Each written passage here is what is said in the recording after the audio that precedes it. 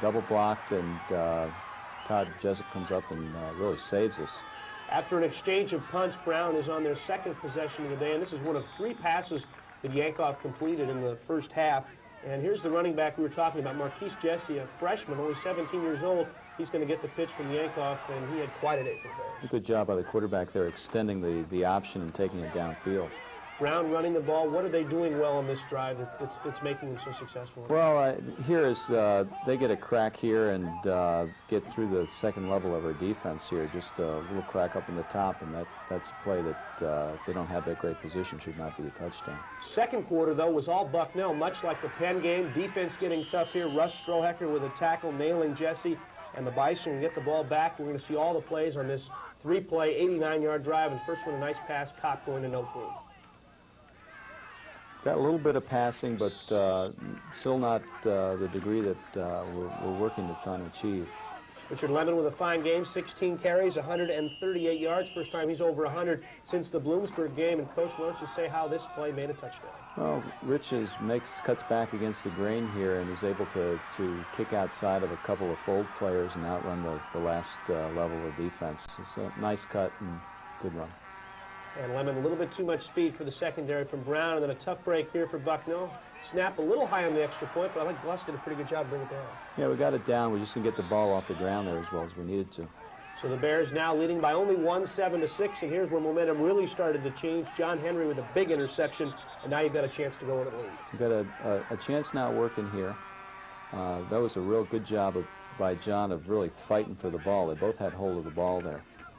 Lemon and Craig Svensson both ran the ball well. I thought you had some good blocking up front by the 5 guys across the front of the line. We're going to see some tough running in this series. I think Rich and Craig complemented each other well. The important thing you bring up is that our tackles particularly probably played the best game they have in run blocking. A little dump pass over the middle for Svensson on 3rd and 5. Kopp completing it for the first down. Here was a play that really hurt. You got a new center in the game that had some problems with the exchange. Yeah, that was a tough break there as we bobble the exchange there right on the where we have a chance to put it in the end zone. Here, go for the field goal. We get it up, and it goes a little bit wide. Right now, you are trailing at 7-6, and I would think at this stage of the game have to feel that you're outplaying them, but it's just not showing up on the scoreboard. Well, they've moved the ball a little bit, and we've finally been able to get them under control. And there's no doubt in our minds that this football game we can win, and we just need to get back out and do the things that we've done the best. And the things we did the best, frankly, were run the ball. So, from then on, we're going to come out and try and do that. Let's pick up highlights later on in the first half. Again, Bucknell still down by a point to Brown, 7-6. Bucknell held Brown without a first down, gets the ball back, and Travis Kopp throwing it over the middle. Mark Gentili made a couple of nice catches, but here, unfortunately, Mark is going to improvise, do a nice job, but then not hold on to the ball. Yeah, here Mark makes this is a reverse pass, and the pass is not open. He makes a good decision, pulls it down, gets down around the backside, gets stood up, and then popped here, ball comes out. Now we give the ball up, and we have great position. I was going to say, for me, that was so disappointing, because here's a play, you've come out of the play smelling like a rose, and then all of a sudden you give it up to Brown. But again, no first down on a 3rd down and long. The option is run, and Todd Jessup is right there to make the tackle, so you get the ball back. Both teams had problems with the 2-minute drill. Sacks plagued Bucknell, and Brown had a lot of trouble completing them, although this one, the final play of the half, almost went for a touchdown. This is the old Hail Mary pass here. You heave it down as far as you can, and Todd Jessup has a chance, gets his hands on the ball there, and the ball almost came out into their hands, too. But it looked like Mark Miller was in position. Mark was back behind where he was supposed to be. They also, towards the end of the half, went with the Hail Mary almost 3 times. Why do you think they did it so early? It seemed like it was almost a case of Russian roulette that they were trying to do. Just think that they felt that they were so distant that if they had a number of chances, they didn't care much about having it intercepted. It just would have been like a long punt. As we go into the halftime, you come out of the second half replacing Travis Kopp with Rob Gluss. It looked like the change went pretty well. Well, it went pretty well. We didn't ask Rob to do a lot at the beginning. I think he's done like he's done, which is pretty good, serviceable, good effort and good leadership. And the good thing that happened there is we took the ball and just drove it right down the field, 70 yards, not a pass, all the way down the field, and scored. And which was positive, and something that if we could have sustained a couple of other times, obviously would have won the football game for us. We'll take a look at that great drive a little later in the show, but now is the time for our weekly feature. Last year on Bucknell Football 92, we took a look at Bucknell's two-sport athlete, Brad Bernardini, who plays football and, of course, track and field. But Brad's not the only multi-sport athlete. Brent Herlock takes a look at some others. On the surface, you may think that Rob Gluss, Pete Gorski, and Jeremy Patty are just players off the Bucknell football team. However, underneath, these men lead secret dual identities. For in addition to being key players on the Bucknell football team, they are also outstanding athletes in other Bucknell varsity sports. Earlier this week, I had an opportunity to speak with some of these individuals and their coaches regarding the role of dual athletes at Bucknell. Pete Gorski and Rob Gluss are important players on the Bucknell baseball team. Each had their own reasons for why they chose to play two sports. I really like football, and I wanted to play and continue playing football because I only started when I was in 9th grade. And I played baseball all my life, and I believe that, I have more talent in baseball, and I really think I can go further in baseball, so I wanted to continue that, and I think Bucknell is a place that allowed me to do both of those things and get the best education I could. Really, I couldn't stay away from baseball. That's the real reason. I got bored. So used to playing 3 sports in high school that when you came here, you only played one. My freshman year, that off-season was rough. Not ever playing anything until spring practice, so I decided I wanted to get myself back into baseball. Finding the balance between academics and athletics is a challenge no matter what sport you play. Competing in two sports does not make the task any easier, as both Pete and Rob will attest to. It is definitely hard to play 2 sports. It takes a certain amount of discipline and dedication to get your work done, and also put in the time necessary to be successful at both. Yeah, it was very hard. The first day of spring football practice, I went to one-day football practice and thrown about 200 passes, and then I came out on Tuesday and tried to start pitching a game, and after the first inning, I said, "Coach, I got to come out." Gene Depew is the head coach for the baseball team and a recruiter for the Bison football team. His involvement in both sports gives him special insight into the type of person it takes to be successful competing in 2 sports. I think certainly a person has to be very motivated to want to participate in 2 sports. They have to be people who are very good at their organizational skills for their time to be able to do it academically, and somebody who really enjoys to compete and is willing to work hard, going right from one sport to the other. Baseball and football are 2 sports which complement each other well.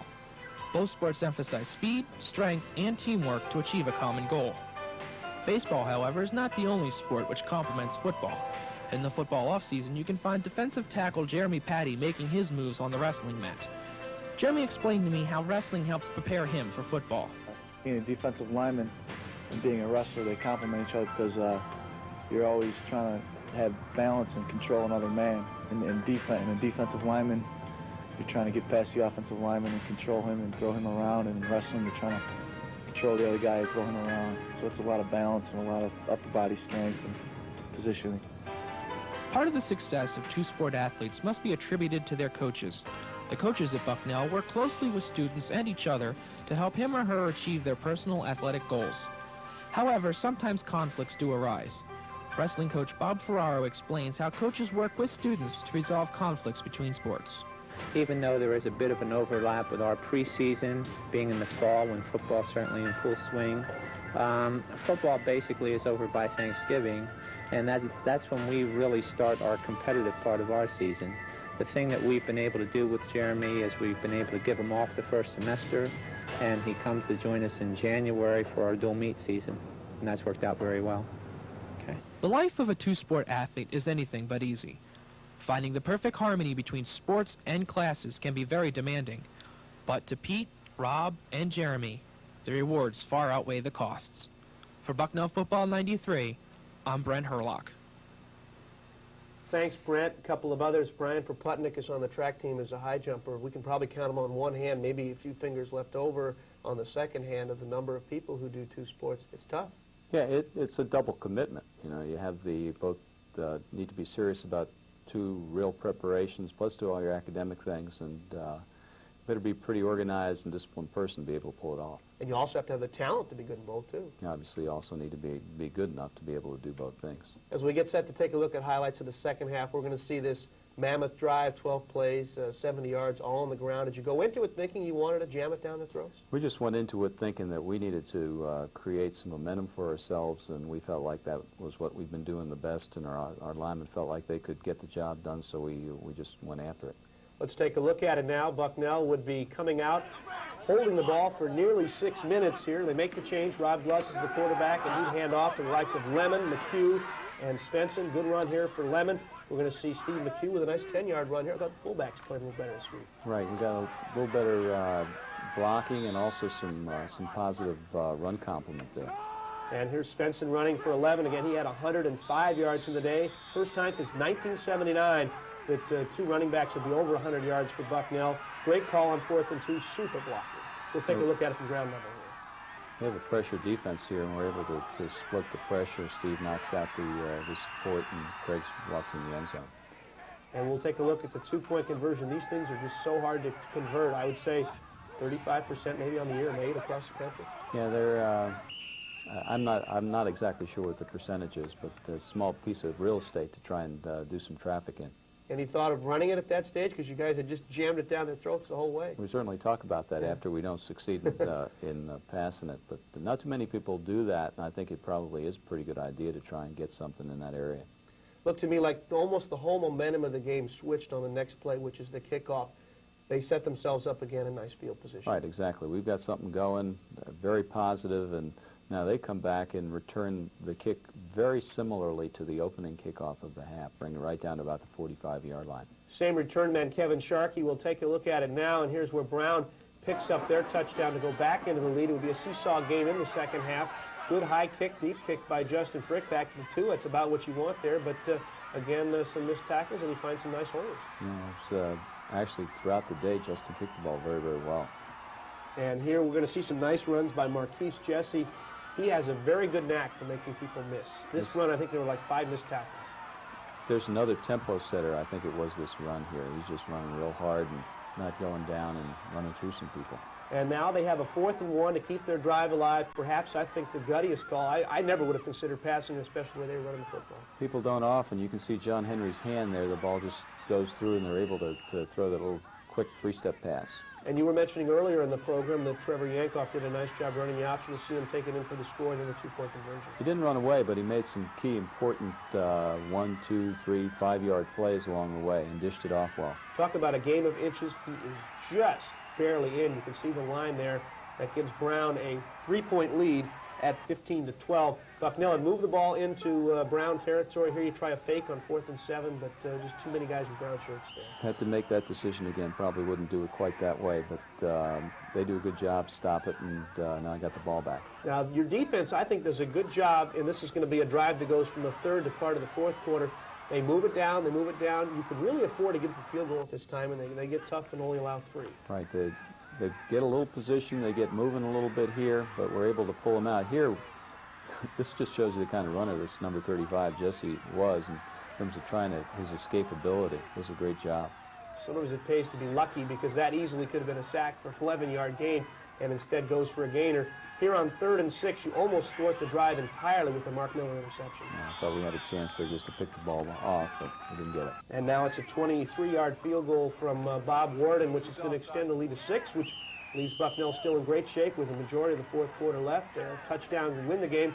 And here I thought was a key play. Had him stopped on 3rd and 3, and Sharkey fights for yardage. You can just see him run through there and gets enough and gets the first down. They're going to be able to get him back into range for another field goal. But your defense hangs tough. They force him to try what I thought was almost too long a field goal at 43 yards, but Warden was able to hit the task as longest of his career. Right, he had plenty on it, too, beyond that.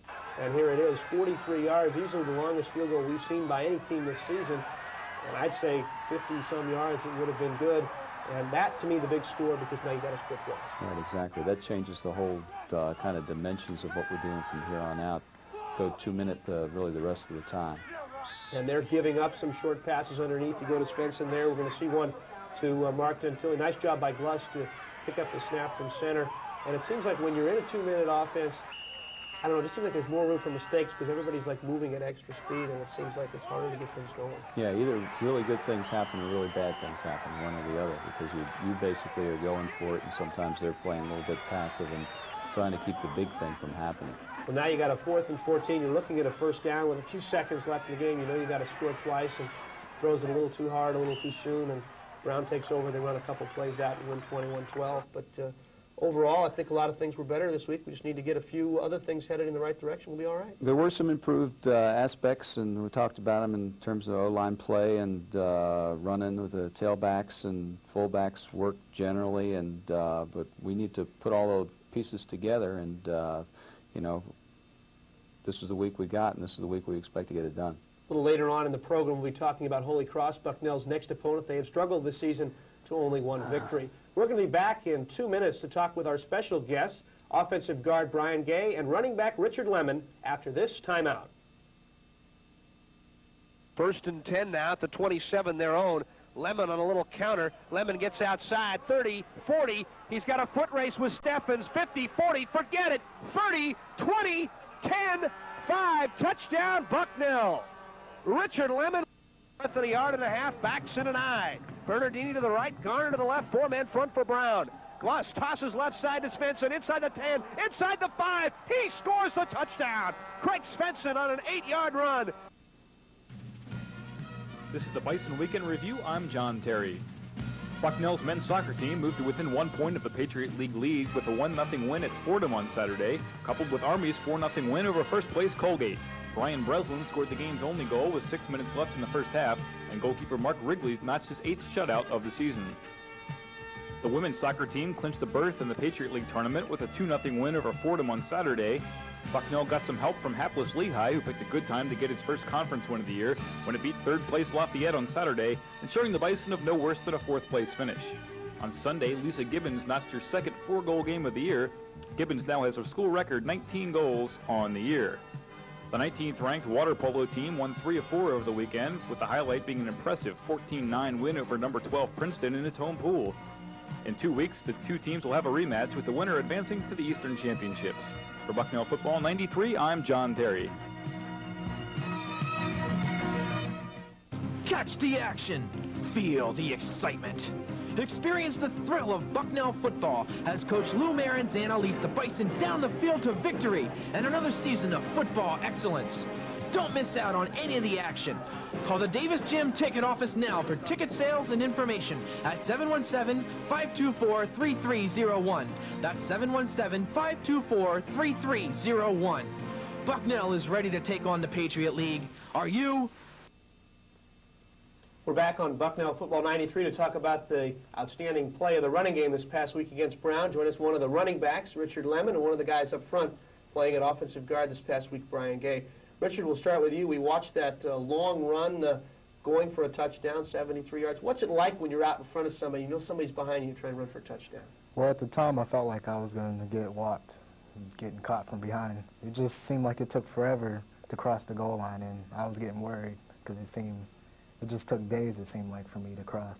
Looks like you're pretty successful running the ball inside the tackles. You're not extremely big at, 5'7" and about 150 pounds.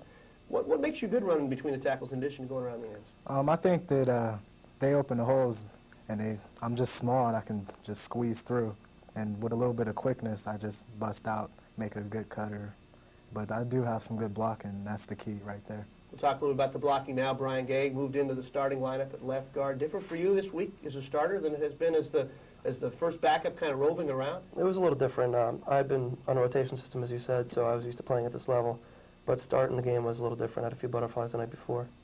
What's different about playing different positions? It's obviously different on different sides of the line. Guard and tackle different? Guard and tackle are a lot different. Different side of the line is also different. I'm predominantly a right guard, but moved to left guard this week, which the biggest adjustment for me was my footwork.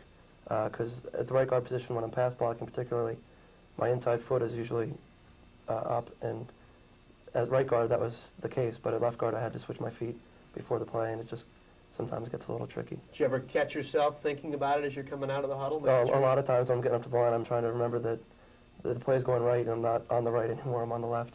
Richard, you've seen quite a bit of time as a freshman, which is unusual at almost every level of college football. What was the biggest adjustment for you moving up to the Bucknell level from playing in high school in Ohio?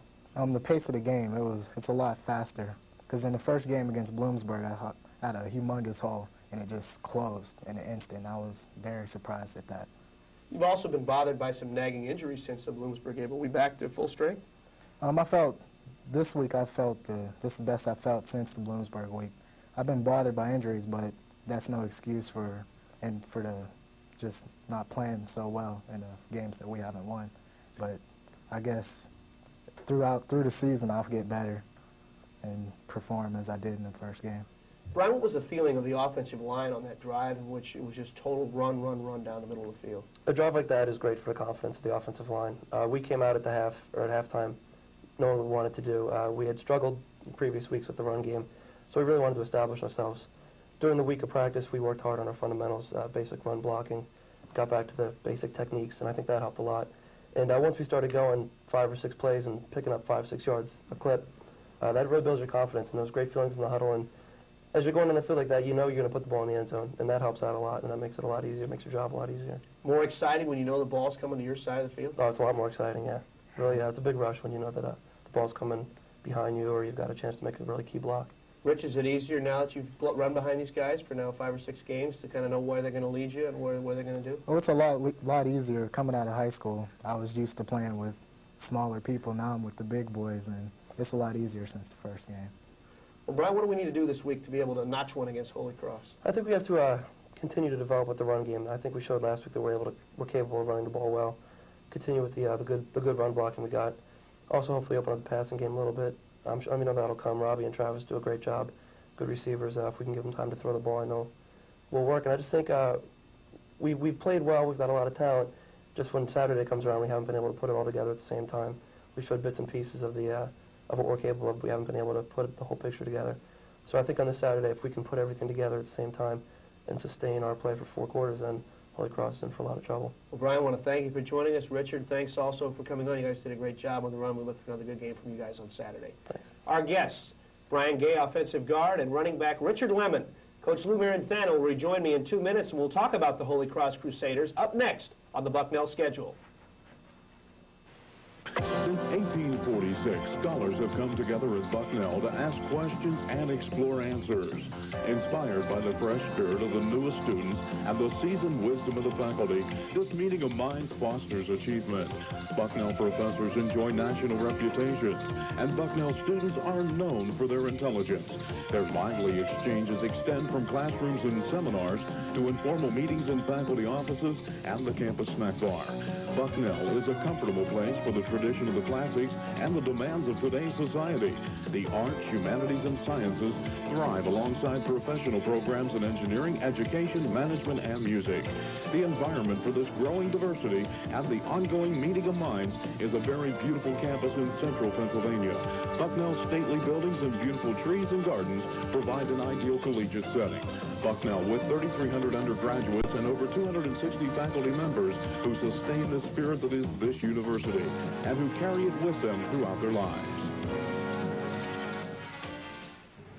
At Bucknell, the balance between academics and athletics is accomplished as well as it is any place in the country. In fact, recent NCAA statistics show that for the 2nd consecutive year, the Bison led the country in the graduation rate of their student athletes. Many factors contribute to this. The student athletes themselves, their coaches, their professors, and the administrators here, as well as the support of Bison fans. Another factor contributing to the overall athletic success at Bucknell is the work of the Bison Club, a group of interested persons whose support enhances all 26 men's and women's varsity sports here at Bucknell. Membership to the Bison Club is open to all followers of the Bison, not just Bucknell alumni. We would invite you to join the Bison Club today and receive the Bison Roundup newsletter and stay up to date on all activities of Bucknell athletics. For more information, write to the Bison Club in care of Bucknell University or call 717-524-1358. This week is homecoming on the Bucknell campus, and Holy Cross will provide the opposition Saturday at 1 o'clock in Christy Matheson Stadium. They come in at 1-5 and 5 losses, as many losses as the Crusaders suffered in the 6 years Mark Duffner ran the program. This team without scholarships has not fared as well as they did when they had them.